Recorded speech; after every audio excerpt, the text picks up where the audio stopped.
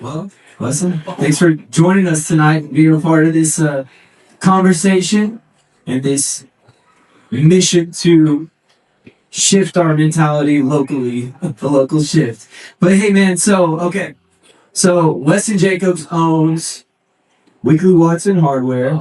And real quick, I just want to kind of get down to the nitty gritty of how that started. So, can you give us kind of the story of how you came to own Weekly Watson Hardware? Yeah, so back in 2017, it was February 3rd, I remember that because it's my wife's birthday. And she won't let me forget that. We got a call from a text from my dad. He was on vacation out of the beach. And hey, just announced Weekly Watson's closing now. Everybody's panicking. What are we going to do? The old Summer Resort Texas is closing. But he, for some reason, forgot how to speak English and just texted me like, Weekly Watson closing might by want help. It's like, somehow I knew that he was serious. He's like, need an answer by Monday. This was a Friday afternoon. So we called him. He gets back to the States on like a Saturday. And we call him and we talk like, hey, what the heck was that about, old man? And we start talking about it. He's like, hey, do you want to go in on this thing? We'll see if we can figure this out together. And I was like, no, not really. But we'll come talk about it and see what happens. So Saturday night we drive and my wife's just, we'll get to the better part later. She was pissed the whole time. She's like, no, but I'm not doing that. I mean, legitimately at our wedding, at one point she looked over and she's like, no, we're never going to take Brownwood. I was like, okay, deal. We won't live in Brownwood. And then a couple of years later, here we are working for Peterbilt Dallas, and we get the call to come back to Brownwood. We sit down and meet with the Blags and start talking more about the business. And one thing that they were really just focusing on was the legacy of Weekly Watson. 1876 is when it was founded. That's a lot of legacy they try to uphold. So they were looking for a family that wanted to care about it, not just a place that wanted to sell stuff. So we talked about it, and we really thought we were putting on that we don't want to buy this, but we made them an offer that they would say no to, and they had to say no. So I remember sitting at the table with my family. We had gone and discussed privately, like, okay, let's just say this so we can move on, be happy. And then we made the offer, and he said, okay. And we said, what? What? So then me and my wife cried for a little bit. Walked outside, like, I guess we're doing this. She didn't say a word to me the whole way home. She's like, you know, here on my birthday. So she was not excited about it? Not yet. Not yet, okay. A quick 5 years later, she was super pumped about it. No, I love her, and I don't know, the part of me that was like, let's try this. We were young and dumb enough that it didn't work. I consider myself a hard worker, but I only ever asked myself, so I thought if this doesn't work, I can go figure something else out afterwards, but we're going to give it a shot. I love Brownwood, and I really realized that when I went off to school. So I grew up here, going off to India and talking to friends there, and they all hated their hometowns. They only had stuff to say about how much they hated where they were from. Like, I don't remember hating Brownwood that much. It's kind of cool. And so that was one of those things, like, it's a good place to be. Let's go see if we can figure this out. Let's see if this small town thing will work. Oh, I'm from Dallas. That's another thing. College Station. We were both Aggies. She thought that was the most podunk little town you could be in. And then I brought her to Brownwood. And that was different. But that's kind of how that came to be. I don't know if I mentioned the question. I'll back up there first. So you made the offer, kind of not ready to step into that. But, so what, did you feel like you were possibly ready, or were you just trusting the process? Yeah, no, of course not. Not ready at all. I'd never done retail, at all. Any kind of retail. Had you owned a business before? No. So my dad owns Jacobs Family Pharmacy, and he had kind of just recently delved off into that. He worked for Walmart before and had been at Dots for a time, and had just, in the last 2 or 3 years prior to that, opened up his own private pharmacy. And so that was just something that he really wanted for himself. And we have a lot of similarities, as much as I want to say we don't, about liking to be in charge of things and not listening to other people.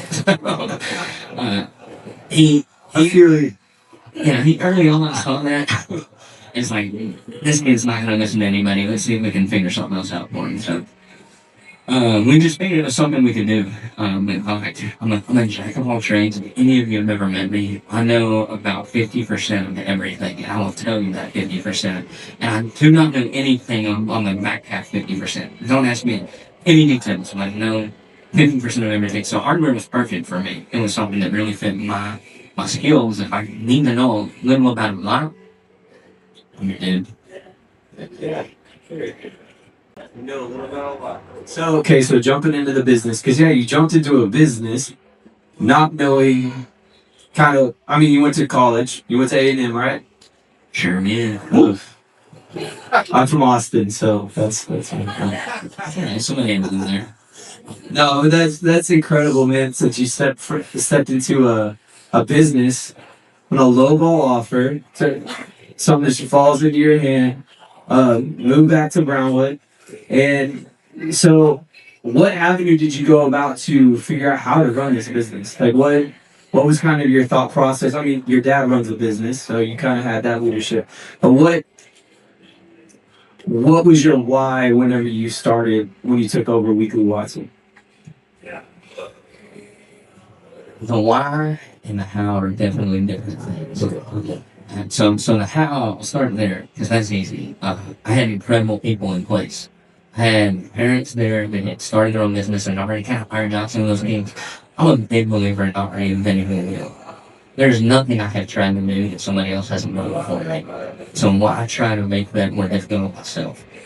See what's worked for others and what hasn't. And I have definitely tried some of the things that didn't work for other people and learn the same lesson that they learned. But I also had incredible staff. So the lads that we bought the store from, 100% we couldn't have done this without them.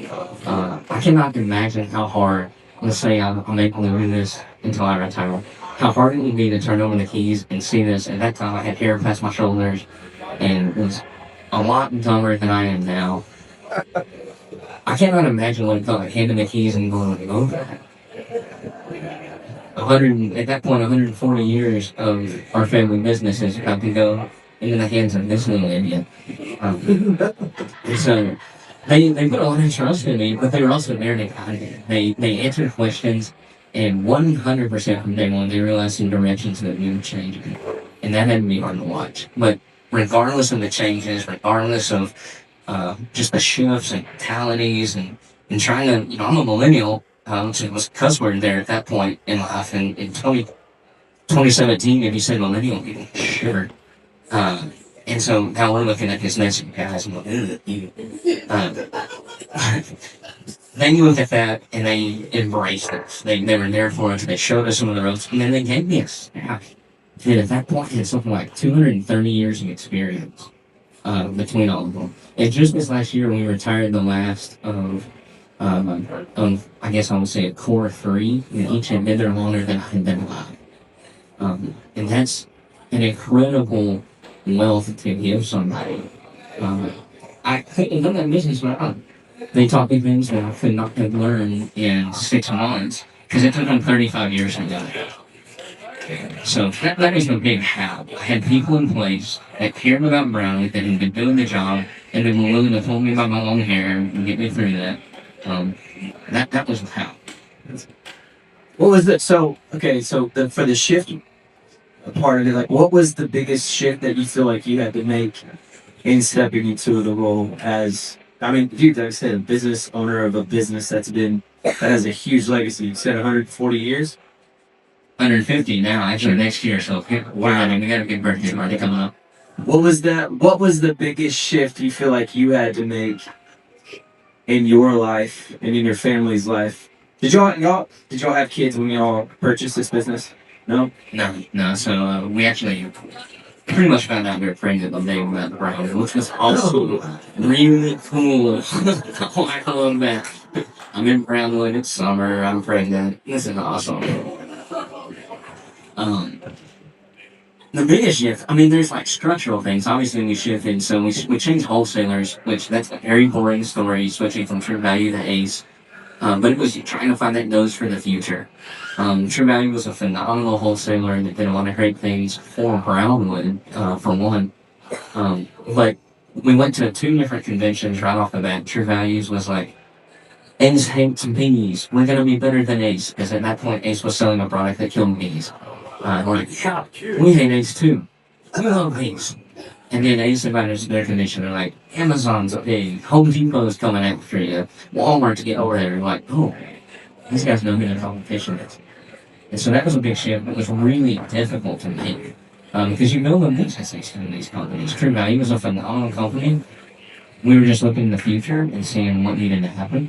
2 years later, True Value is no longer a company, so we're thankful that transition happened. But also just that mindset shift of how to run this business. There's not an easy way to say this, but for a long time, the hardware store had kind of been working its way into trying to be better at a dollar store than a dollar store.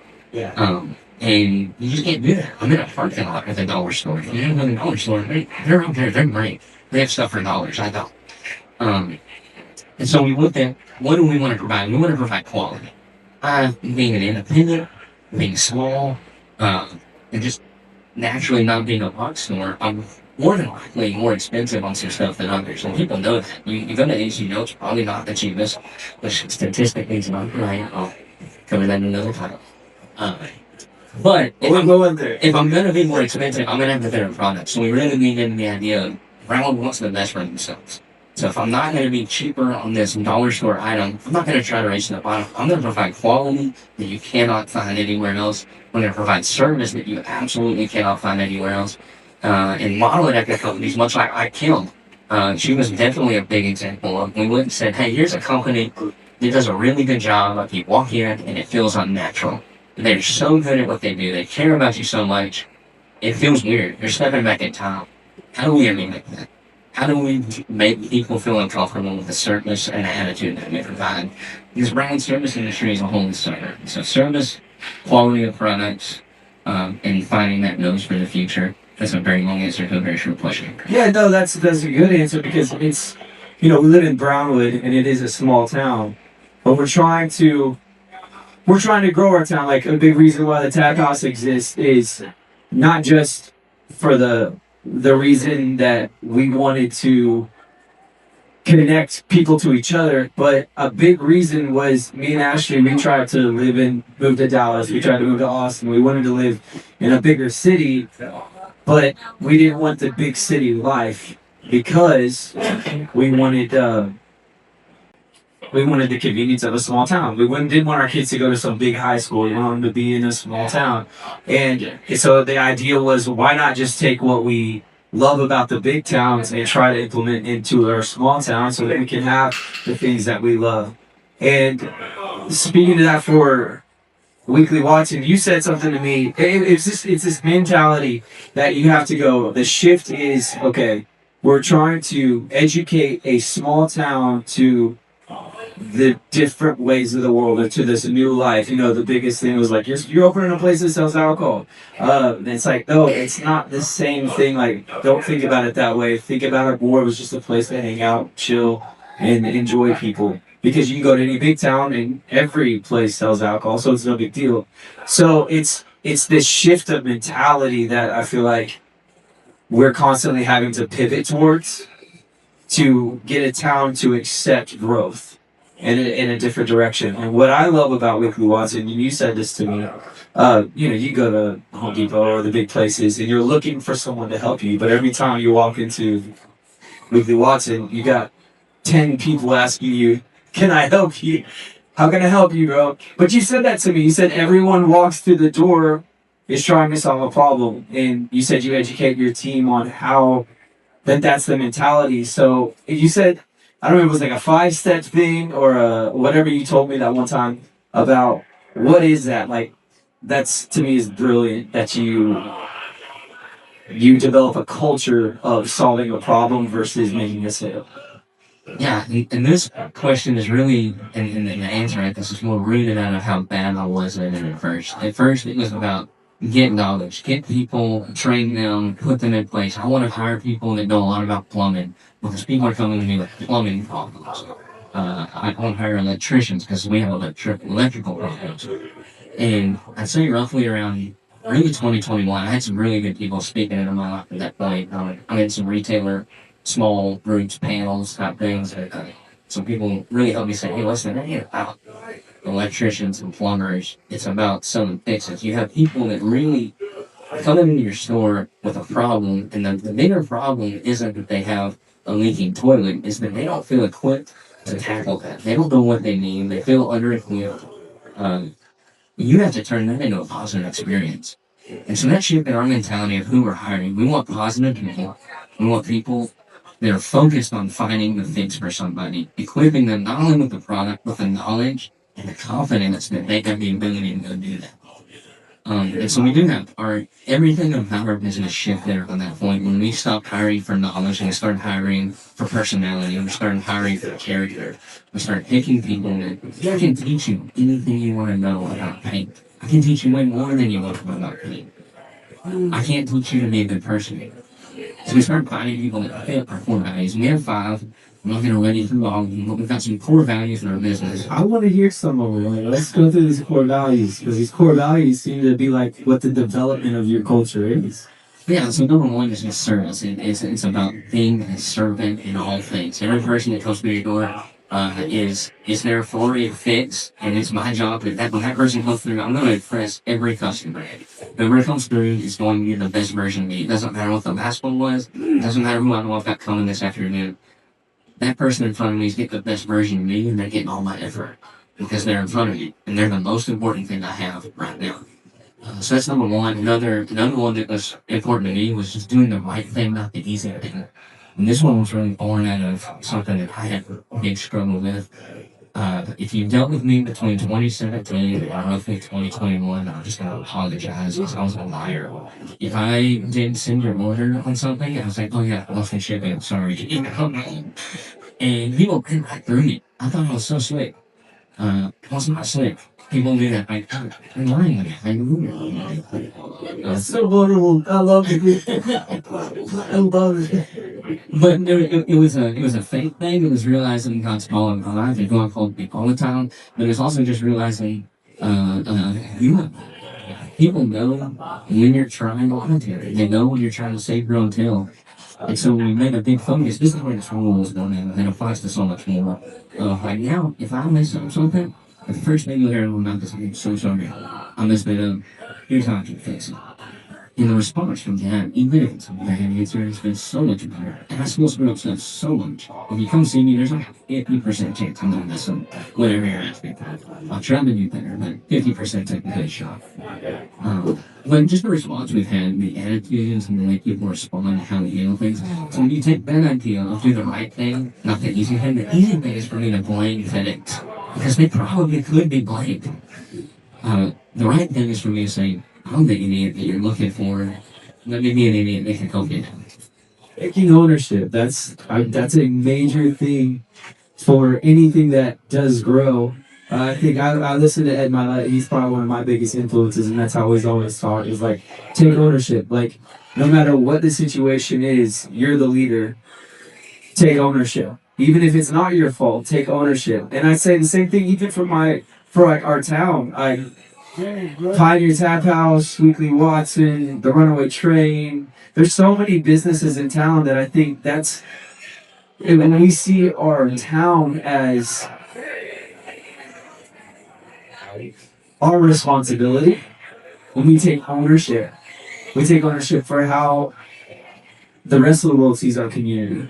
The rest of the world sees our businesses. Like that is so. Can you like speak to that in your leadership to your team of taking responsibility and ownership of kind of anything? Yeah, and the ownership just in Brownwood, that's a huge point you touched on. And then I almost get personally offended about the service standard that Brownwood holds.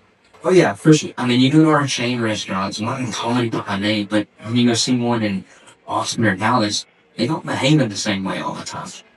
And Brownwood's just kind of accepted this lower standard sometimes of service. And so I look at places like this, and I take personal offense to that.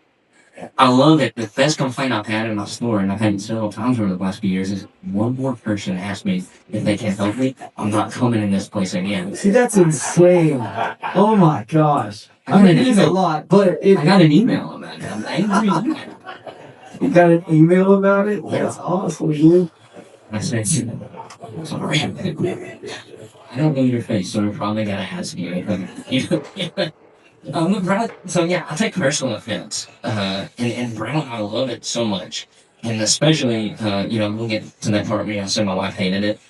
Now, honestly, if one of us were to try to pick up and leave this town, it's not her. She loves this town so much more than I even do. I love this town a whole lot. But we take personal offense when people have that view of our town. And so we want to link that out in our stores.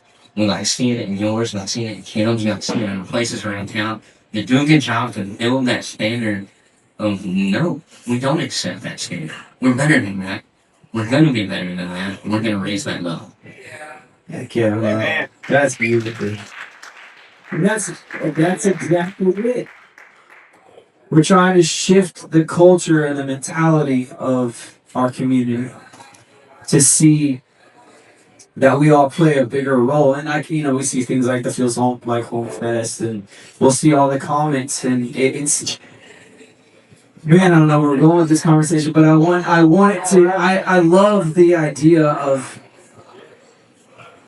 kind of getting people to accept a different reality, to go, okay, things were great in the past. Wheatley Watson was great in the past, but now you're the new owner and you're continuing that legacy. And I'd say, we got Marshall McIntosh, who's a 30-year-old city manager. Sorry. He's not angry. Chill. But for us, like, I look at him and I'm like, this dude's amazing because he's implementing and he takes ownership. Like, I'm seeing so many leaders step up in our community, but then I'm seeing the community not fully accepting it. So I'm always struggling with how do you shift the mentality? How do you get people to accept a different reality and then go, okay, wait a minute. Like, there's growth happening. We want to go that direction. But then I'm saying like this from a business owner who runs this place. I would struggle with hiring anybody that's older than me because I'm trying to develop a mentality. Now, it's easy to develop mentality in somebody that wants to learn, but it seems like everyone I go in there is like way older than me. Let me tell you, hiring people named Floyd. They don't like to listen to me, because there's not a lot of millennials named Floyd. It's a shout out to Floyd being there, if any of you guys even know, because he was incredible. But change is hard. There's no way around it. You can walk into this business tomorrow and tell everybody, hey, you're all getting 50% raises, and there's going to be somebody that goes, whoa, hold on. There's going to be resistance to every change you make. And not being afraid of those changes, not being saddled with that weight. Oh, that's not how we do it. It's different. That's been the hardest obstacle to overcome. I can't tell you how many things. One of the first ideas that we really latched onto was don't be afraid of change. Don't be afraid to make that move. And then I catch myself at, that's 2017 we get into this, and this is an idea that I've had, and I've verbalized it at that point. Like, we are going to change. We're going to be different. And then by 2019, I'm like, hold on, that's not how we've been doing it. So I immediately start finding myself putting the brakes on things that are just slightly different. And then when you really dissect, why do we not do it that way, or why do I not do it that way, rarely is the answer because that's not a better way. The answer is typically just that I haven't done it that way. And so not being afraid to make those changes and not being afraid to identify when those changes are a flop. I've had a lot of changes that flopped, more than what's successful. But identifying those, being realistic with yourself about those changes, but being willing to try them. We have a huge saying we think about it. I tell every employee that comes to work for me, the best idea wins. It's not which idea wins. I'm not telling you why your idea sucks. We can approach that. But if you have the best idea, then it is, and we're going to move forward with it. That's awesome. So what's the struggle? What's your biggest struggle? So like, as someone that's trying to implement change, what's been your biggest struggle, or overall? I kind of can voice mine, but I want to hear from your perspective. Like, what has been the biggest struggle in implementing change and then leading a team? and taking on a legacy? I have a twofold question there. So, leading a team, the biggest struggle has been emulating who I want them to be every day. The accountability that I have to hold myself to in the way that I conduct business. And there's a whole tangent I can go on about that. If I'm going to ask these guys to espouse values that whether they know or not Christian values, I kind of sneak that into my We'll get there. core value.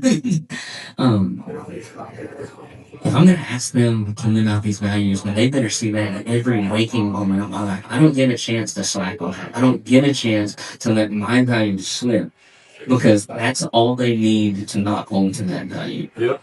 Within themselves, that's okay if one slips every now and then. That's fine. As a leader of an organization, you take that on. You don't get a day off from your values.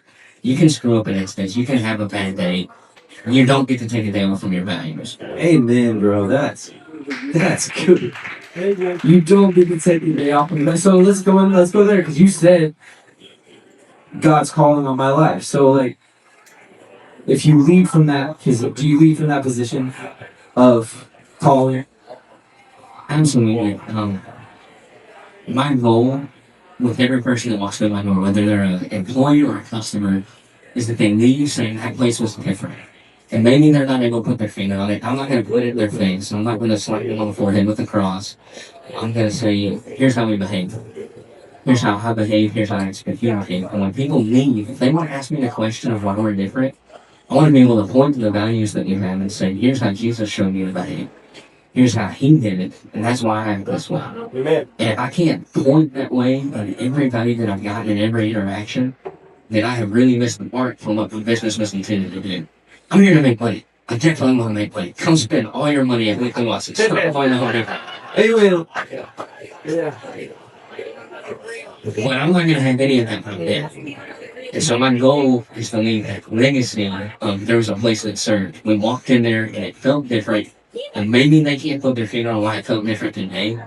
But if I can be that light, or if my business can be that light in some portion of their day right now, maybe that means something 15 years from now. They'll wonder, what was that about?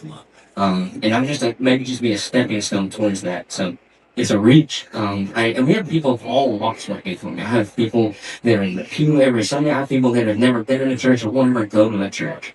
That's not at all something that we require of our folks.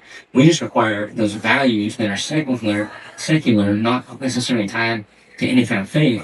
We require that of them because of the way it lines out in the world. It's crazy when you follow these behaviors that are exemplified in the Bible and through Jesus' life, how much easier life gets and how much better life gets. Most of it just is how you know how to handle a situation and what you let roll off your back and how you care for folks. that's beautiful. Because that's true. That's true. Like the whole point of faith, the whole point of the Christian walk is to care for those that are in need, care for the poor. When we say poor in spirit, trying to care for people. And you seem to do a really good job of that because, I mean, yeah, you've got so many different, you go in there and the variety is crazy about your employees. Unbelievable. Terry's, she's not there anymore, is she? She just retired. She just retired. She was there for a long time. Terry was absolutely amazing. Oh, she was so mean sometimes too. She's extremely mean. Every time I would go over there, so she'd be like, extremely mean to me, but in the sweetest way. She'd gaslight me constantly. Yeah, me too. Every time she walked into work, But then I smoke cigars with her husband across the street, so we have a good time. It's fine. I get to hear all of her crazy stories. yeah, she's genuinely freaking nuts. So That's awesome, man. All right, so let's jump into impact on this community. And you are the GOAT for social media posts. Yeah. Especially this last one. Oh my gosh, bro. Let's talk about this because, dude, this is, okay, for you that don't know, being a business owner, trust me, we are constantly scared of being scrutinized and our reputation's on the line. Anything we see on social media, anything we do, like whatever, we're always scared. And then my motivation, a lot of it comes from this guy. I'll be like, well, Weston posted that, you know. I know he loves Jesus, so I'm gonna do it too. But let's talk about that, man, because you post amazing Brownwood Lions posts, and then you post these amazing that's what I'll say, character shifting posts. You know, I know you don't, and you do it with such good humor. So let's talk about it, because we talked about it a little bit when we talked a few weeks ago. But you know, for those that do run a business or do run an organization, social media is your best friend or your worst enemy, depending on how you manage it. But I'm gonna let the goat talk about strategy. I have been called a goat before, but not in public. You caught me at a weird time. I'm gonna tell you guys, this is not gonna be as funny as you want it to be. This has actually been a huge, coming off the heels of just talking about my faith. I absolutely love calling out a thief. If you haven't been on my Facebook page, it's what we do. And it started out with like, hey, do you know this guy? He stole from me. And then the comments got kind of funny. It's like, oh, let's run with this. And so then I would get a thief and I started making fun of him. And that was really fun. You guys are super mean. Super funny, but super mean. And so that kind of turned into a little shtick of ours. We like to catch thieves and try to make light of it. This is where it's going to get real. This is where it's not so funny. So just yesterday, we had a guy stealing canned air from us. And he was not cleaning computers like he told us he was. He was stealing, and we knew it had gone on, and it turned into a big bad problem. And we finally caught him on video. He's stuck in his pants right at the front. Hilarious. You can only imagine the caption that I came up with. I'm the funniest person you know, trust me. So we made fun of him. And I deleted him 2 hours later. I don't know, I'm not going to go into all the details right here, but anybody who wants to come talk to me, I'll absolutely tell you everything about this. That fellow was going through a lot. He had witnessed his mother pass in front of his house in a very unceremonious manner, and it was horrible on him. And the point being that I don't always get to see the back half of this. I get to see somebody that stole something from me, right? And it kind of hit me square between the eyes last night. Someday I am going to stand accountable for my actions. And do I think my Lord is going to show me my Facebook post and say, what was that about? I don't think it'll go that way, but I do know that I didn't love that man. I know that I didn't show them love in a chance where I had an option to. So my post will probably shift a little bit. I'm still going to call out thieves. Don't get me wrong. I will absolutely put them on blast, and I will let you guys sit over this and pick me up. It is something that's kind of been a challenge on my part lately. That's been a hard thing to do. I've enjoyed it, and so feel free, get after them. The thieves in this town are crazy. They will do anything, and they will steal anything. And I absolutely want to stop them all. But it was a hard chance. Well, that's part of taking responsibility, because you're showing or taking ownership is you're taking responsibility. And I feel like those situations educate people. Now, it is difficult when you have to deal with someone's story and their struggles. And that's what we talked about. Dude, when you said that, it's like when you're sitting there getting ready to post, if Jesus was sitting right there, would you be like, yeah, post that? I love that sense of accountability. And that's something that we need everywhere, is that sense of accountability, especially those that claim to be a part of the faith and be a part of the family and a part of the local church, is there should be a heavy, heavy, heavy root of accountability in every decision we make. And I would say, okay, so here would be my question. How do you decipher between accountability and fear? A decision that could be like, because honestly, I look at those posts and I go, oh, yeah, I'm definitely not going to steal from that guy. I don't steal anyway, but I'm gonna be the point where all my friends next week before they come in, I'm like, hey, I swear I love these screws. I'm a little too far. That's tough. Next question. Yes, question. Man, that's dumb. I really do think it kind of goes back to that stupid old bracelet in the WWE. I'm thankful that as a sinner I'm covered in his blood because I can't do it on my own. That's number one. And then I'm probably going to screw it up again, and you're going to hear me talking right now that I'm not going to post these things. Next week's a new week. Y'all will see what happens. I might get a little mad at somebody. Um, You do it with grace. Like, that's really cool. Like, you don't ever be like, get them, everybody, even though they do. But you had some fun humor to it, and you can't help. I don't know, man. I'm kind of torn on that thought process too. I enjoy it. I enjoy looking at those posts and seeing it all. But yeah, yes, dude, I kind of like leaving them paid after because I'm not kidding. The comments are some of the funniest things I've ever seen in my life. I get credit for like 3% of the funny that happens in this, and the rest was the people that are coming up with the most famous. But yeah, I think just finding a way to identify these, I think is important for other business owners. I want them to know, hey, these people are intersource stealing. That matters. Those little things make a difference. When you wonder why something costs 15% more than it did 2 years ago, I got news for you. It's because half of it's in somebody's pocket somewhere running out the door. Those little things matter. The studies about what it costs me to refill a stolen item, I have to sell that thing 4 times over just to make back the money I lost losing it once. wow. That's heinous. And that makes everything more expensive for everyone. So we want to stop it. Figure out how to handle that with grace while identifying the problem. Some suggestions. That's the struggle of leadership right there is trying to. But what I love is that you're kind of in that space of sticking to morals, but calling out.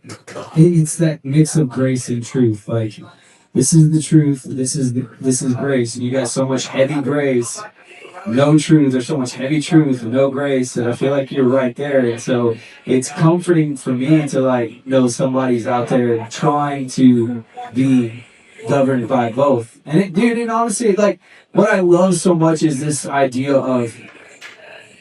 I've preached this before because I'm a solid follower of Jesus myself. Like everything I've done, this place was designed to be a gateway to the church.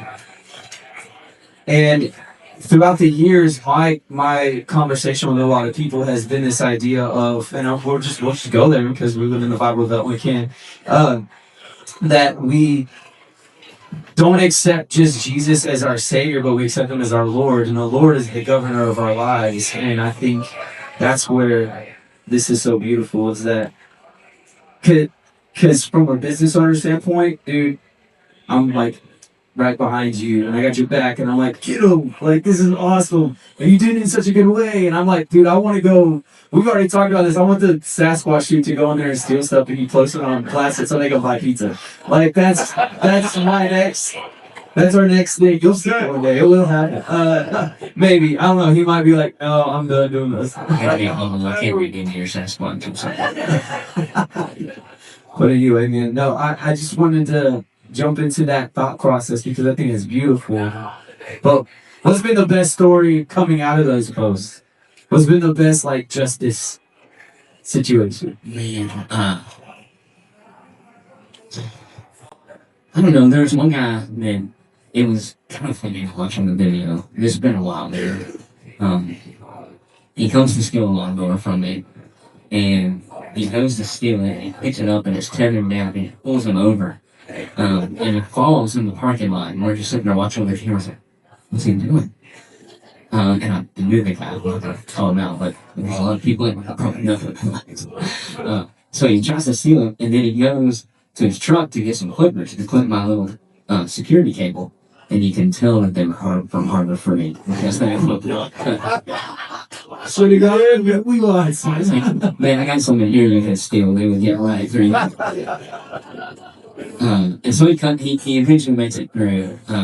Lots of sweat, and then he's got to load this mower into his trailer, and he just throws it over the side, and it's hanging out the side. And I see him, and I have his cell phone number. And so I call him like, hey, buddy, what are you doing with my motor? And I think he was having something on. He's like, oh, I don't know what's going on. And I was like, I was looking at you right now. You heard my number. And he hung up and sped off and stopped posting. And just the vigilante justice system of Brownwood, I had his, I knew his name, but I was just bitter at this point, so I posted him anyway. I had his name, his phone number, I knew his dog's name on the internet. I don't know why that mattered. But people just give me the most, his address, I knew like every waking moment. I was getting texts on the minute. Like, here's where he's at. I told of exactly where he's supposed to. Like, I'm not that dedicated. Like, thank you. All the police. I'm on it. So that was one of my favorites. So just like I think it's silly with the camaraderie and the deep rooted people are sick of it. That was kind of noticed in the community. It's just fed up. I had posted a few before that, and it was just like a tipping point. We shouldn't just tolerate this anymore. No way. And so that was just really cool watching people have comeback. They had no reason to get as involved as they did. It could have been less than 200 people by the time it said they had given me some update on who he was, where he was, what he was doing. And we were able to recover some of that stuff. Most of it was already long gone by the time we went and pursued it. But that's just, I think that's my favorite story just because of I guess I can in terms of the camaraderie of small town Brown. That's why I love living here. If I did that in Dallas, nobody would give a flying flip. They'd say, just order another motor, you idiot. Joys of living in a small town. You love it. You love it. It's awesome. Well, dude, so let's see. Couple more questions. I'm somebody that really loves to see somebody's habits because I think habits produce so much for us. Like, what's a ritual or a thing you do every day that kind of gets you grounded to lead a team, that gets you prepared to step into your role, understanding that you're balancing family, you're balancing a business, you're balancing leadership, you're balancing so many other things. What's kind of the things that you do every day that maybe not even every day, because I would say I've got like my things. I wouldn't say I go to the gym every day, I do not. And I wouldn't say I read every day, I do not. But there are things that I kind of dedicate my mentality to. So what are those things for you? I do a lot of drills. Drills are good helpful. Did you get them from the lawnmower guy? That makes a really good pharmacist on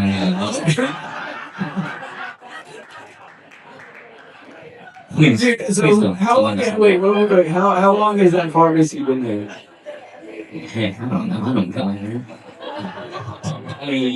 Okay, so 20 years. Okay, all right. Because like someone was telling me the other day, we were talking about like a prohibition, and Brownwood was like so cool because back in the day they had like Camp Bowie, and if you needed whiskey, you just went and got a prescription for it, and that's how everybody got their whiskey. You just have a line of soldiers at the pharmacy. First off, my dad's Church of Christ. Never mind. But no, back to I guess rituals, and again, here's why it's not every day. We put brain in it. Sometimes we have it. But my wife and I pray every morning. We try to pray every morning before we get back together. We get together. We pray over our staff. We pray over the things that we know are coming up. We try and name them by name, name situation by name, and name things coming up in our own life by name. We pray for our daughter. We pray for people like you. We spend a lot of time doing that, just identifying little things. And we've had times where we're phenomenal at it. We've had times where it's like, hey, we haven't done that in 3 months. Pray again. Yeah, pray is good. But that's probably the biggest, like, I say, ritual that we really have in trying to instill that. My wife's done a great job of instilling that in me. She's hung up a lot of social media lately and using that time to pray more. She's been on me about that. Just not even getting on me. Just in the way that she's doing it. I look at it, oh my gosh, that's awesome. I'm never start doing that. And then I get Facebook app again, I'm not crazy. But that's been the biggest one. It's just the way that changes our day. I heard somebody else mention it. I can't take credit. I don't even remember where I heard this, but if every day you knew that you had to get up and at some point during the day, before you went to bed, you had to eat a frog, when would you do that? That's it, eat a frog. You're gonna eat a frog every day, no matter what, no matter when. But some point, if you're going to bed in that, you gotta eat a frog, and you know that's part of your ritual every day. When do you do it? Probably, yeah, first thing. First thing, you need that frog first thing. So what is that thing in your life? What do you need to pray about? What is that topic at work that you need to address? Wow. Get that first. Eat that daggone frog. Get out of the way, because it's coming whether you like it or not. You gotta move it before the day's over. Eat the frog, go to work. Do the hard thing first. Yes, sir. I love that. That's awesome. So looking back at how long? So you've had Movie Watching for how long? Since 2017. 2017. That's right.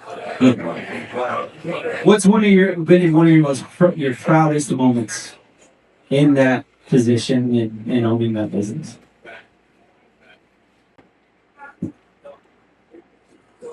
I think, y'all remember several years ago the memorials out at Veterans Complex fell down? That was a moment that I was proud, not just of ourselves. We were able to get together and help raise money. We auctioned off pieces. Here's how you know I'm a salesman and I'm a slimy salesman. Is those monuments fell over and they toppled it to 1 million pieces. And it's like, I can sell them. And so I went and picked up a bunch of pieces of rocks and sold them to people to help raise money for that. But just proud of Brownwood in general, and that's the thing. I don't know that I could all look places. It's just like anytime, like when hurricanes came through, when the flood came through, my daughters wanted to sell. That's probably the answer right there. My daughters, after the floods down in Central Texas, they wanted to do a lemonade stand in front of my house, and I was like, "What if we do it in front of the school girls? I think I'm a little bit better there." And they did. They were pissed at me because they wanted to do it that afternoon. I was like, I'm sorry, this isn't worth the $3. So we didn't fund the store.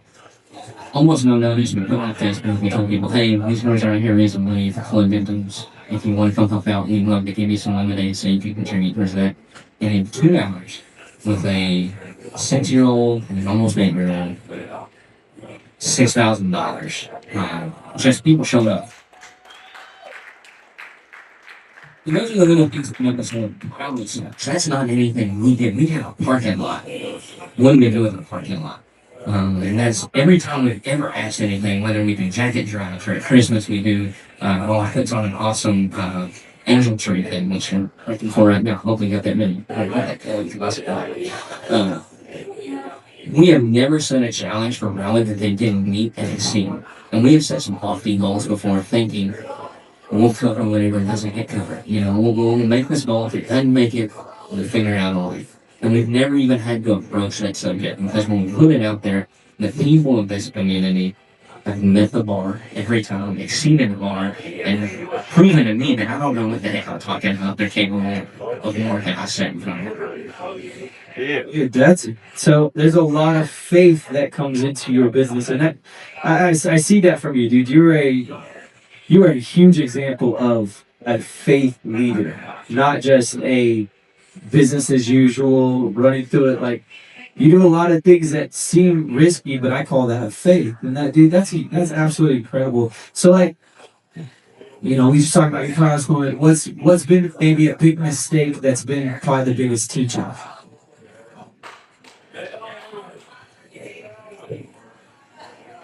I would probably say just individual interactions where I didn't show respect to people that they deserve, or I didn't take into account. Even an example of that postage rate, I call that my biggest mistake. From a marketing standpoint, that's one of the better things I've ever done. But at the end of the day, respecting people on a human level and loving people that Jesus knows whether I like it or not. That's been my strength. And in retail, if anybody ever worked in retail, Garrett Wells, you were in my store once. I don't know if you worked with okay, they were great. I love Garrett. If you worked in retail, there's one cool thing about people, and it's that they suck. They are so mean to us. And that part's hard. In service industries and all, if you are serving someone, you're going to find people that are mean and hard and difficult for no reason. The fact that they woke up today. That's why they're mad. And so, approaching those situations with empathy and going back to that core value of giving everybody my best shot, whether they deserve it or not, whether the last person got it or not, this person's going to be the best version of me. That's my biggest regrets. That's the biggest lessons we learn from. That's where most of our coaches in our store come from, of how do we be better. You serve like Jesus served. You love like he loved, and you treat like he treated. Jesus said the greatest among you is the servant. And that's the core value that changes everything, man. Is like when we approach everything from a leadership standpoint, especially the leaders in the local church, like everything should be rooted in service before platform. Like you don't seek the platform, you don't seek those things, you seek to serve. And I think, yeah, you do that exceptionally well. Um, Last question, and then if anybody has any questions, have y'all enjoyed this so far? It's been pretty amazing. Last question. Speaking of legacy, you got a hat on that says Brownwood, Texas, 1884. And when was Weekly Watson? 1876. 76. So before Brownwood was even technically established.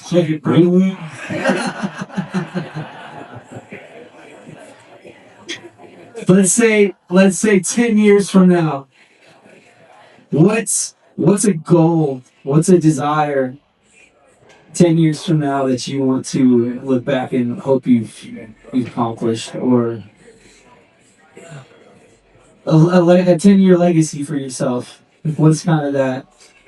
I mean, you got a beautiful family, little girls that you've obviously set up, and dude, I remember my daughter, my kids wanted to sell cotton candy and ice cream and all that fun stuff, and I wasn't really letting them too much because I didn't want to do that too much because I hate whenever I have to bother my customers with something else.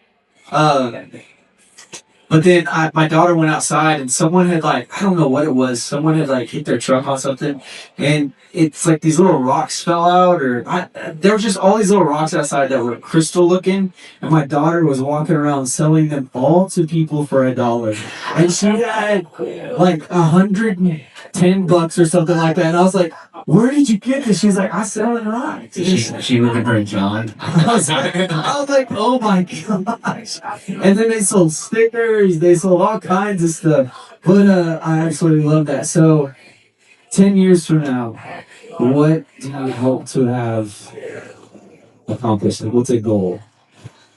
10 years from now, my daughters will be on the verge of leaving my house.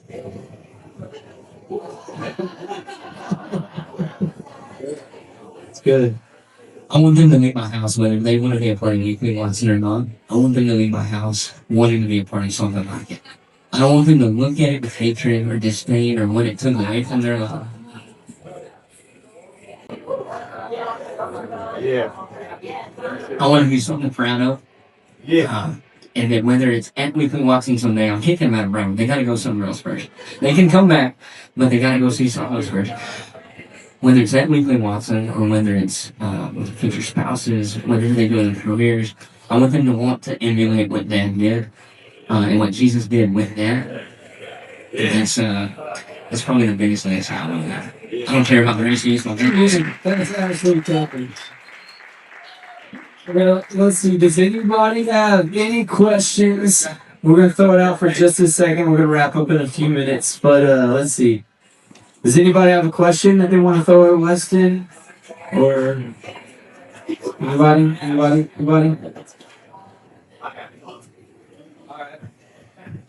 We gotta get it on the microphone. Go for it. So Weston, I used to work retail. I'm so sorry. In college, I was at Rose's department stores, and I was a stock guy, but our secondary job was walking shop moves. And I seen guys that were in my class in school showing CDs, CDs down their pants and everything else. And so you said that this guy, you were watching him steal your lawnmower during work hours? It was after. Oh, okay. I was like, never mind. Forget the question. I was in like 7 when I finished stopping, but it was almost so blatant and brazen. I was like, you don't freaking lady. So yeah, there's a little bit of me that's like, maybe you should have responded a little faster, Weston. But yeah, no, I do that a lot. I've got cameras in my office. I've gotten to the point now, when you walk in my store, just the way you're walking, I can almost pick up. I've been in interviews before where, unfortunately, they sit in front of me, and then the cameras are right behind them, and I'll zone out and literally saying, because probably not that important. And I'll look at them, and I'm like, oh crap, they got stealing. And I've had multiple interviewers like, how did you know that guy was saying? It's like, oh no, I've been speaking this language for a little while now. So we're getting better at identifying and seeing their habits, and it's really, they're not super smart. Anybody else? Will not be answering any questions. You will answer my questions. So, so you're running the store and you're there almost all the time. At least you're there every time I'm in there. Do you do anything to draw a boundary for yourself between work and home life? So that you cut off work and your attention is fully on M and the kids? Or do you not? And if you do, what is it? How do you draw that boundary and make sure that you're not just weekly Watson Weston 24/7? If my wife starts seizing during this answer and just ignore her, that's a bitch. I am horrible with that. Small business, you're on all the time. If my store is open, my brain is going. I have figured out a great balance on how to separate that. We've done good things, and she was actually involved. This framework over here has been great for helping me break those molds of always being on. I'm still not good at it. They will tell you 90% of the time they're talking to me, I'm not listening to them. I'm looking at my phone. I'm checking sales. I'm seeing what's going on at the store. Because that is small business, and I know you can talk to this. If the store is open, you're worried.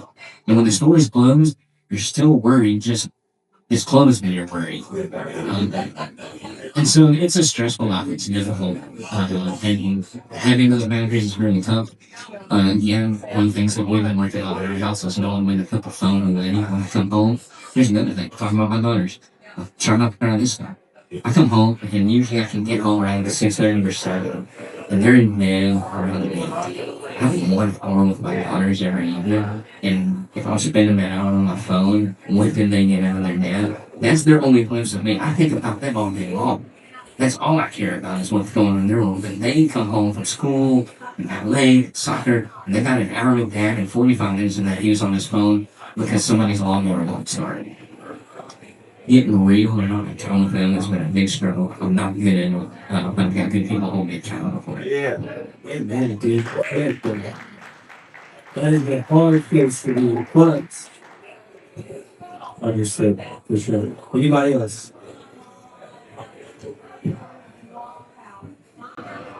What would you say the biggest change in mentality was going from someone working for somebody versus working for yourself, having responsibility for other people?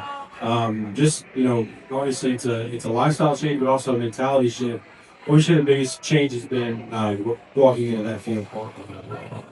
Turning the reins over. I've always been a guy that thinks I'm a hard worker. So I always think I can do something better than you. I don't care what any of you do. If you're a doctor and you do heart surgeries, I can probably do it better than you. If you let me. He's got all the tools for it. I got all the tools. And so learning to let people do their own jobs has been the hardest part of giving people the autonomy. They want to get leadership positions. If Weston will turn over the reins, and I struggle with that still every day. Subconsciously, I'm just good. I can do it better. I can do it faster. I love selling guns. And that's a big thing we've taken on, selling guns. I'm really good at it. I enjoy it. Do I need to spend my time doing that? Heck, freaking no. I don't.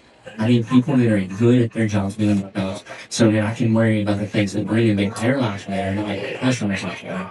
That's the hardest part. I just want to learn that.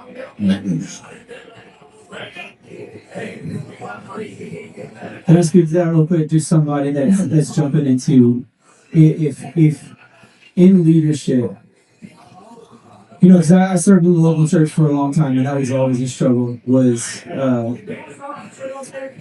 leaders not relinquishing control, and John Maxwell has been a huge influence in my life for years.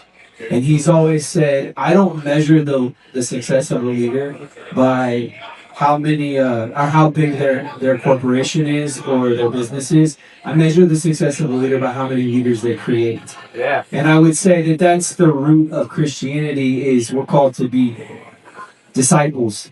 And what is discipleship? If you read Mark Comer's book on Practice the Way, the whole mentality is about apprenticeship. That we're called to develop people, not get people to do a task. We're called to develop them to operate in their gifting. And so I would say that that's, if you're looking for an approach and you're looking for a strategy, look at Jesus and look at how he developed the disciples. And then he literally walks away and says, I'm giving you the authority to implement these things, and I trust you with it because you've stood with me long enough. So that is good. And I mean, I want to echo that again. I have ruined some really good leaders in my store. I have squandered some great associates and employees because I didn't give them the leadership roles they deserved. I didn't grow them like they should have been grown. And just putting people in places and evangelizing, whether it be in your work or in your faith or whatever it is, that is to grow somebody else. If it ends with you, you didn't get the point you begin with. Amen. Yep. Anyone else? Got one in the back.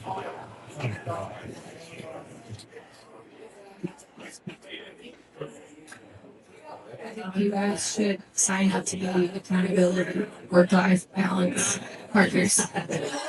Just kidding. I'm sort of. Maybe. But we're both terrible at getting home, apparently. So. I'm just like, hey, you getting home now? It's 9 a.m. 9 p.m. It's like, yeah. Okay, cool, me too. Are there any resources that you would recommend, whether it be a book, a podcast, a mentor, something that has helped you just level up in life? It can be like a real person that you know, or like a podcast or anything. Have a conversation with Don and Debbie sometime, and you'll level up a bunch real quick. Yeah. But then second is Ed Milet for me. Greatest podcast. John Maxwell saying these are great men in my life that I listen to weekly. I don't listen to very many folks. So if you haven't met my dad, go meet him. I did really look up to him. He's been a guiding light. I couldn't have done it. There's tons of books, and I'm really good at whatever the last book I read was. That's my new opinion on life. So I try not to put too much stock in those. Even though there's a lot of great lessons. There's a book called The Energy Bus. And whoever wrote it, I can't remember right now. I'll tell you later. Go look it up. The Energy Bus. Cheesy as heck. Can change your life if you put into it. So,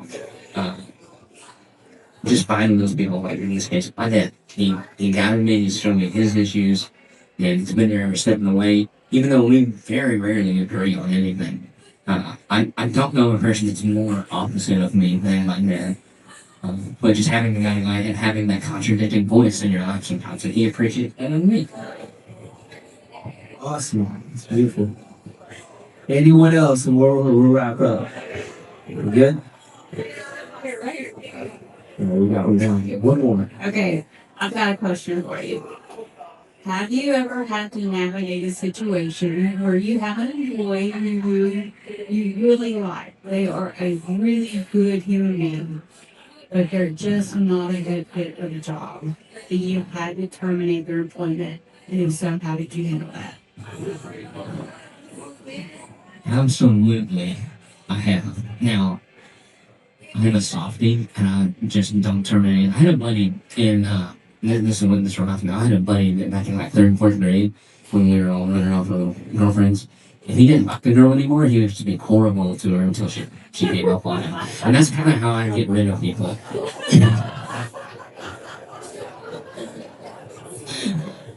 Kind of kidding.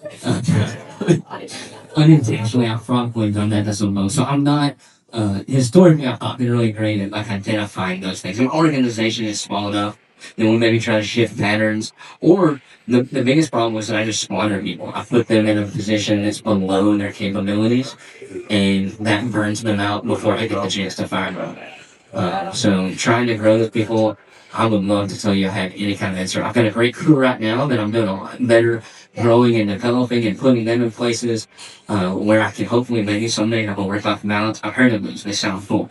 I would love to have one someday.